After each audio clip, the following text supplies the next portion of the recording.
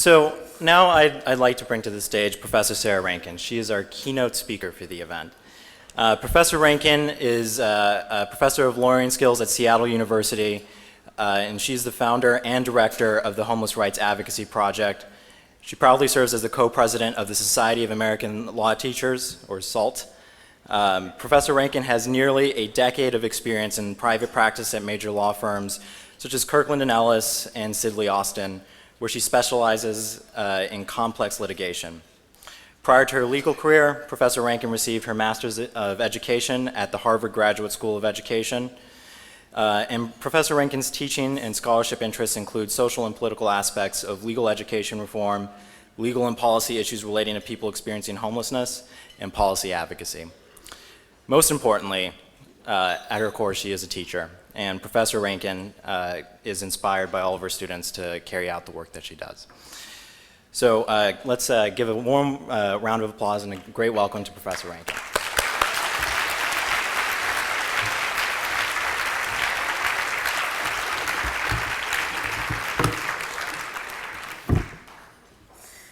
Thank you so much, Chris.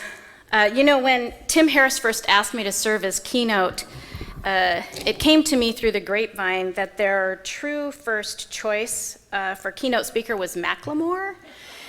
And so I started practicing my rapping skills in front of my husband at home, and to my surprise, even after dropping my mad jams, he really discouraged me from trying it all with you today. I know. What does he know? Jim Lowinger also gave me some history about some of the more memorable keynote speakers at this breakfast, including one who removed his pants during his remarks. So I hope you all understand why I'm standing here thinking I might be a complete and utter disappointment to you this morning. Of course, I'm deeply honored to be here to talk to you about real change. There's much to say about this visionary newspaper. The real change it brings to its readers through bold and insightful journalism, the real change it brings to its vendors through self-empowerment, and of course the real change it brings to our general community through engaging us relentlessly with truths we may not wish to confront. Real change challenges us to dust off our moral compass, to open our eyes, and to reject the pervasive myths of homelessness and poverty. And so I'm here today to amplify the call for real change. That is real change within ourselves, especially how we react to visible poverty, or more precisely, how we react to visibly poor people. You see, as a lawyer, I'm particularly intrigued by how we express our fears and our impulses in our laws and policies.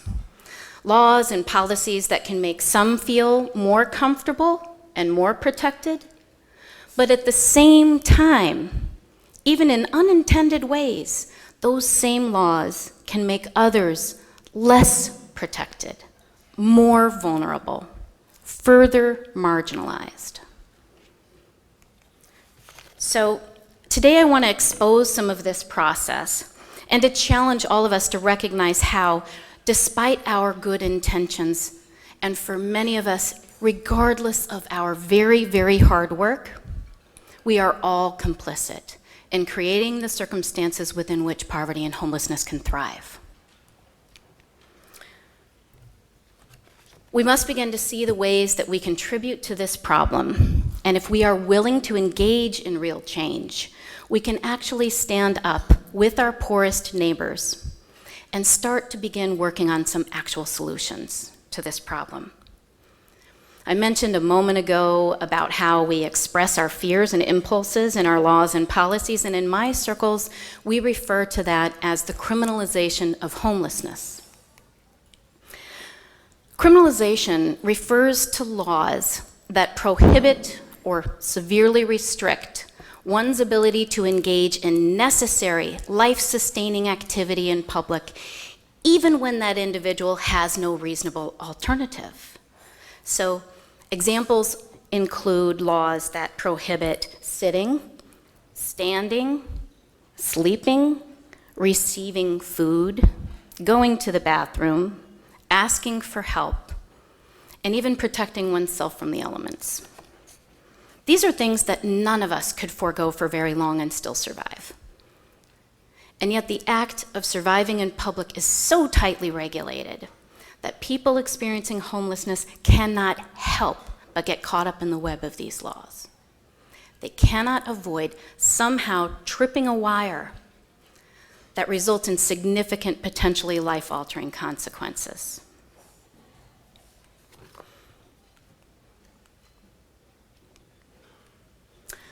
Criminalization laws don't have to start as criminal charges, although many do. Many also start as civil infractions, a ticket with conditions or requirements like show up in court, avoid a significant area for a significant period of time, pay a fee. These conditions are extremely difficult for poor and homeless people to meet, and when they fail to do so, that civil infraction can then mutate into a misdemeanor.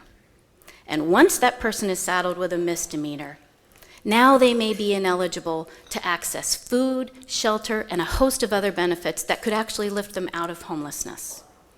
So, by criminalizing their efforts to survive in public, we have actually made these people more resistant to recovery, more likely to become sick, more likely to self-medicate, more likely to become incarcerated, and even more likely to die.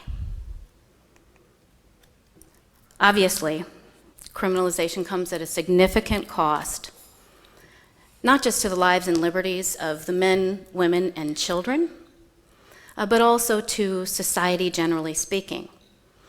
A vast range of studies show, they prove, that criminalizing homelessness and poverty is far more expensive than investing in non-punitive alternatives such as permanent supportive housing, mental health treatment, substance abuse treatment.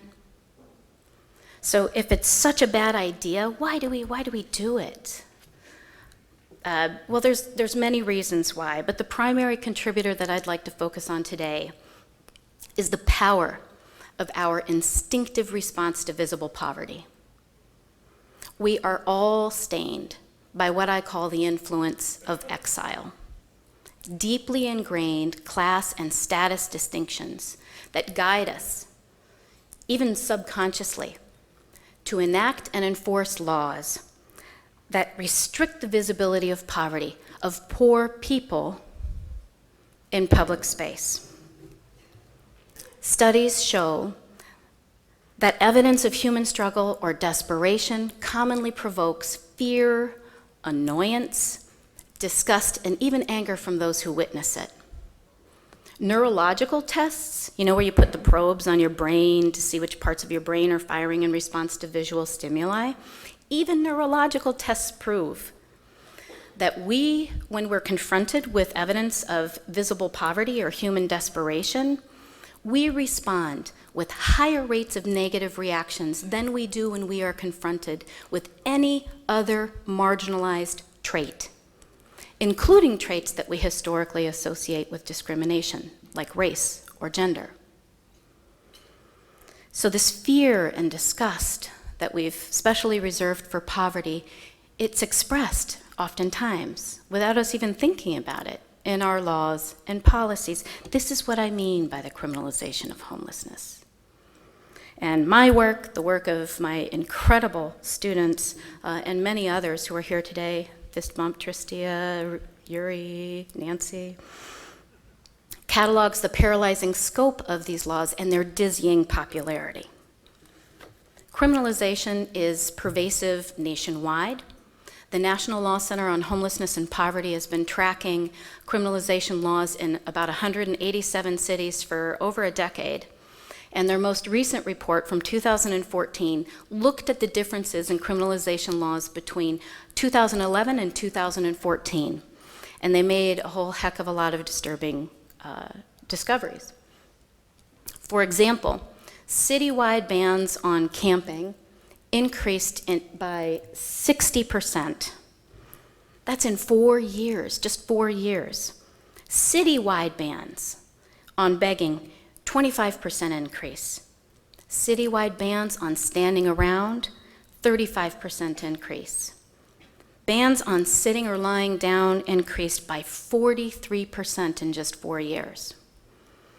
And bans on sleeping in vehicles, the thin, tin line between you and the street, those increased by a staggering 119% in 4 years. Washington isn't doing much better. Our HRAP project released many reports. One of them surveyed the criminalization laws in our state in 2015, and that report found that such laws are prevalent throughout our state. 78% of surveyed cities criminalize sitting or standing, 75% criminalize sleeping, and 63% criminalize camping. Understand that in many jurisdictions, the way that camping is defined is so broad that it can encompass even temporary behavior like propping a coat up on 2 sticks to protect yourself from the rain. We observed that a significant number of people spend 90 days or more in jail for violating these laws. We also observed that as rates of income disparity grew in certain cities, so did the rate at which those cities enforced their criminalization laws. In other words, the greater the gap between the rich and the poor in a particular place, the more likely that place is to become punitive for the poor and homeless people within its boundaries. So these are just snapshots of contemporary criminalization, but it's something that we've been pretty good at for some time. American history is replete with examples of how discrimination and bias can fuel the enforcement and enactment and enforcement of laws that criminalize the presence of undesirable people in public space. Jim Crow, anti-Yoki, sundown town laws, these are just a few of the notorious examples that we have since rejected. And when we reflect on these legal artifacts, we do so with some collective sense of shame. But it's important to notice that many of these same marginalized groups are disproportionately impacted by criminalization laws today. Marginalized groups, including people of color, single female-headed families, people with mental illness or addiction, people with physical disabilities, LGBTQ youth, immigrants, all of these marginalized groups are disproportionately represented in homeless and poor populations when compared to the general population. So this disproportionate representation of marginalized groups among those who are suffering poverty and homelessness is not a coincidence. It's a symptom of the structural inequities that we all create and maintain. Common stereotypes and prejudices quietly influence our judgments regarding whether someone else is worthy of protection, and those judgments then can unconsciously determine how we allocate rights and resources to poor people generally, but to visibly poor people in particular. It's the sustained visibility of poverty that prompts us to react. We firmly want poverty and human suffering to remain private. So we perpetuate this marginalization through lenses of blame. Studies show that public support or tolerance for a particular group or an individual turns on the degree to which we believe that group or individual is responsible for a particular trait.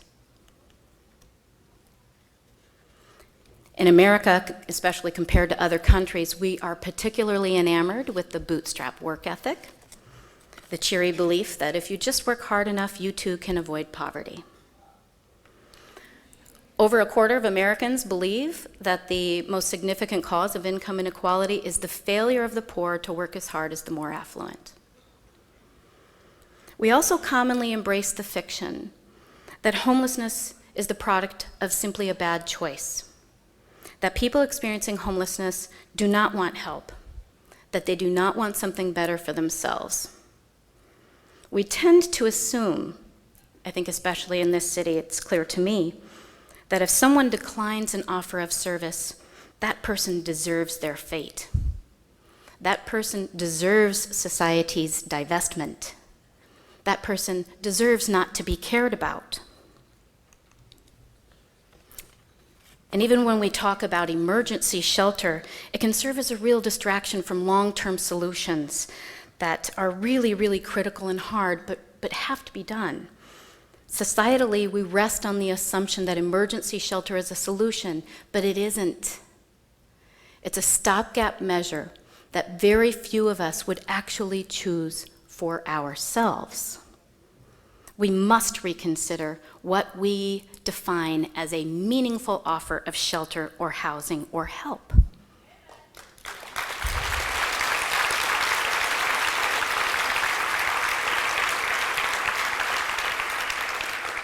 Is it a reasonable offer of shelter if we require people to give up their family members, their beloved pets, their sense of community? What about their actual community? How about their personal belongings? Are there conditions that they need to satisfy? Or put another way, are there measures of privacy, autonomy, or human dignity that we're asking them to give up? Is it a reasonable offer of shelter to expect another human being to give up all these things for one night of uneasy sleep next to a bunch of strangers, only to be ejected back out on the street early the next morning with none of these things? The bottom line is that we've taught many people to distrust services and shelter. Through experience, many have learned that emergency shelters, emergency responses do not promote their sense of safety, stability, and dignity. This experience is so deeply embedded that even if a real meaningful offer of service or shelter comes along, reasonable people in their shoes might not accept it. They have learned that emergency responses do not create the experience of a home. They certainly do not create the experience of a real human place to belong. So the next time we feel incredulous that someone would pass on an offer of service or shelter, we might instead consider the possibility that we offer people false choices and then blame them for not taking it.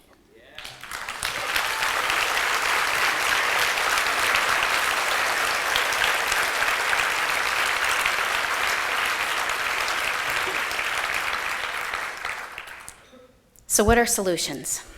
If the problem is visible poverty, it should be pretty plain by now that I think that the answer is not to eject poor people from view, although that is the primary achievement of the criminalization of homelessness. Actually, it's the exact opposite that we want to aim for.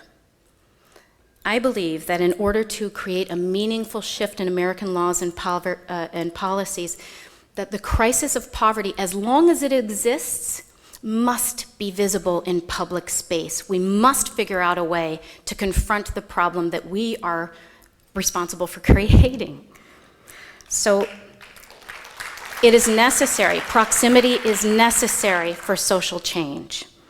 My law school mentor, my professor in law school, who's an amazing lawyer and social justice advocate, Brian Stevenson. Yeah, I gotta give it up. He wrote the book Just Mercy, and in it he argues that to fight injustice, the first thing that we have to do is to get proximate to it. We have to show up and see things with our own eyes, and then we will feel compelled to act, right? So just as importantly, we can't develop a viable solution to a problem unless we show up and get a personal up-close view of it. So proximity is one of my modest suggestions for real change within ourselves. One simple step you can take today and going forward is to create meaningful and sustained opportunities for you and people that you know and love and care about to get to know someone who's poor or struggling with housing instability.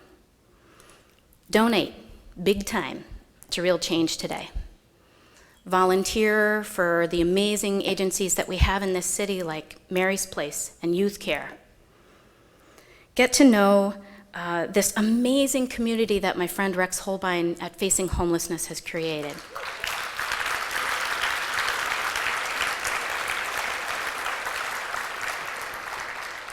Download today a new app called We Count that my friend and colleague Graham Press has designed. It will connect you immediately with people experiencing homelessness and the things that they need right now. So there's so many ways. It's an awesome app. Download it. There are so many ways that you can get to know some of the intelligent, inspiring, resilient, it almost makes me cry, because they're awesome, awesome, awesome people. And in all,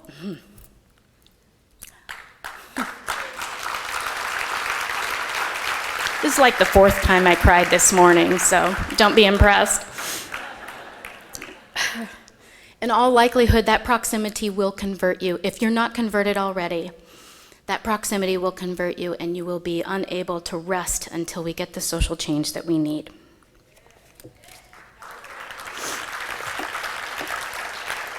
Oh, cities, you have things to do too. And although they have access to all of the HRAP reports, which contain many specific and numerous recommendations, I still get requests for something simpler. Could you boil it down? So I did. I created a list of 12 simple steps that cities can take to mitigate the criminalization of homelessness. And the full document is on HRAP's website. But here's just a few summary extractions. As you can see, they range from specific changes in the law to what I think is the most important one, and that is a proposal to create leadership positions for people experiencing homelessness so they have direct and regular access to lawmakers.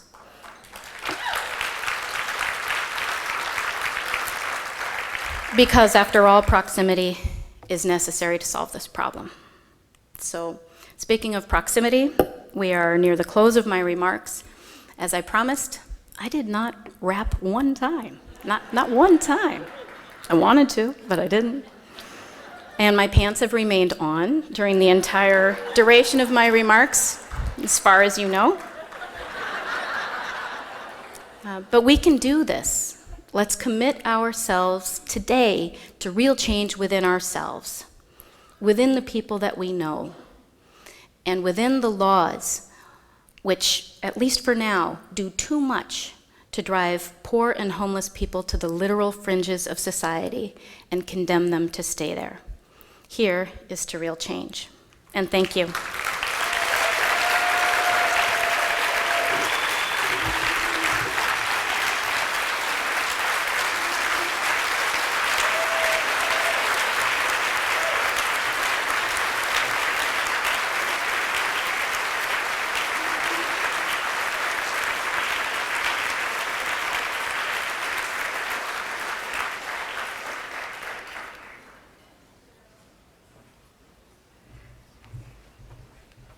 All right, folks, so that wraps up the event. Thank you so much to everyone for coming out and for being as generous as you've been. Thank you, Sarah. That was a wonderful keynote. Congratulations to all the awardees, David Delgado, HRAP, Shelley, and Melly. Thank you to all of the sponsors, the volunteers, the staff. Let's have one more round of applause and really...